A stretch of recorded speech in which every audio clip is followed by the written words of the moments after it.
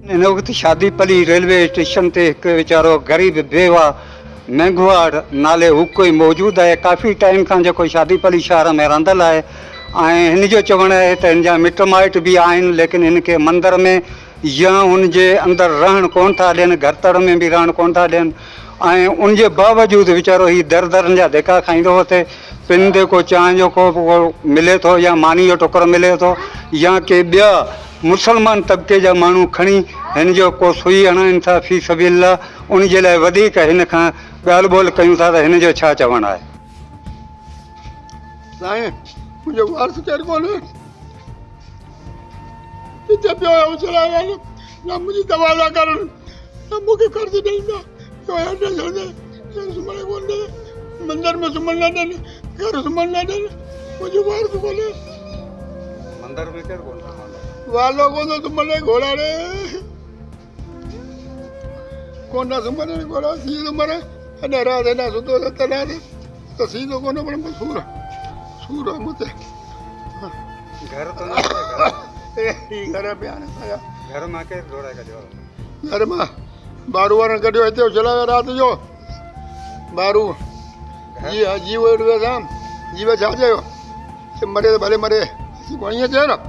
हा हाणे छा करा, हाणे छा करा त मरे भला साईं वास कोन्हे अलाह रे। तव्हां उको राति मेंघाड़ जो बयानु रिकॉर्ड ॿुधो, हीउ चए थो असांजो जेके मज़हब जो मंदरु आहे उते वालो मेंघवाड़ आहे, उहो जेको मूंखे सुम्हणु कोन थो ॾे, घर मंझां जेको आहे सो बि मूंखे डोड़ाए कढी छॾनि था। भारू डोड़ाए कढियो आहे, पोइ भारू हिन जो शायदि माइटु आहे, उहो डोड़ाए कढी छॾनि था। राति जेको आहे हू तलाउ ते वञी राति पंहिंजी गुज़ारी आहे। स्टेशन ऐं प्लेटफार्मनि ते जेको हीउ पंहिंजो वक़्तु गुज़ारे थो, पिन जी मानी को जंहिंखे राह में पए थो त उहो मानी जो टुकुर या चांहि जो कोप हिन खे ॾिए थो। हिन वक़्तु बि बीमार हालत में मौजूदु जेको रेलवे प्लेटफार्म ते मौजूदु आहे ऐं उनखां बावजूदि कंहिं हिन खे मानी ॾिनी आहे, भाॼी ॾिनी आहे, भाॼी बि उन उछलाए छॾी, रुखी मानी खाई रहियो आहे। चांहि जी दड़ी ॿ बिस्किट कंहिं ख़ुदा कान वठी ॾिना आहिनि, जेको उन ते ई गुज़ारो करे तव्हांजे साम्हूं रोई रहियो आहे। कैमरामैन काशिफ अलीअ सां गॾु मोहम्मद बचल शर।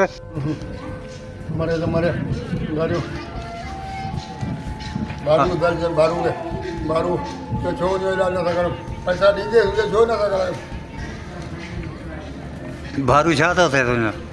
माइटनि तुंहिंजे छोकिरा वोकिरा आहिनि न? साईं कोन्हे छोकिरा, छोकिरा कोन्हे साईं। अच्छा बोल ॿुधणा पिते बोल बेकार आहे, आलू वारो बोल आहे, आलू वारो बोल आहे। छोकिरा ग़रीब जो इलाज करो, स्टेशन में पियो आहे, अॼु मरे त सुबुह जो मरे।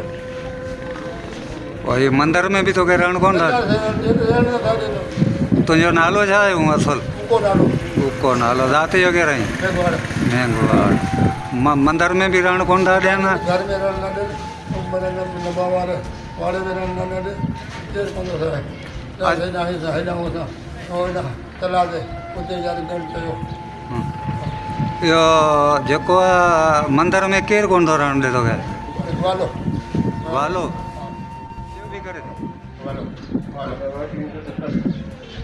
वालो मेंघाड़? हा हा मेंघाड़े जो थोरो नौकिरी आहे। हा छोटो ई तरह भई ग़रीब माण्हू एॾा सुठो राजो वारो वारो जो चलायो उते खणी था छोकिरा ॼण खणी मूंखे हींअर दवा वठी ऐं सुयूं हणाए? केरु खणी आहे तोखे? अच्छा शर छोकिरा खणी आहे। शादीपली वार्ड नंबर 2 जो रहवासी ओको मेंघवाड़ दर बदर वारी ज़िंदगी गुज़ारण ते मजबूर आहे। हिन मेहरान टीवी शादीपली जे रिपोर्टर खे दाईंदे रोईंदे चयो आहे त मुंहिंजो औलाद नाहे ऐं मूंखे घर मां भारू मेंघवाड़ लोधे कढी छॾियो आहे ऐं मंदर में वालू मेंघवाड़ सुम्हण ई नथो ॾे ऐं रेलवे प्लेटफार्म में ऐं कॾहिं पाणी जे तलाउनि ते राति गुज़ारे वक़्तु पास करे रहियो आहियां। हुन चयो त पीर सन ऐं बीमार आहियां, मूंखे फी सबिलिल्लाह मानी जो बि गबो ईंदड़ वेंदड़ वाटाड़ो ॾींदा आहिनि। हिन सिंध हुकूमत ऐं वस वारनि खे अपील कंदे चयो आहे त मुंहिंजो इलाजु करायो वञे जीअं आउं सुकून जो साहु खणी सघां। ॿिए पासे वालू मेंघवाड़ जे भाउ ॿुधायो त मंदरु असांजी इबादत जी जाइ आहे जिते असां हिन खे रहण नथा ॾेई सघूं। रिपोर्ट करे रहियो आहे डॉक्टर एम लाल वाघाणी।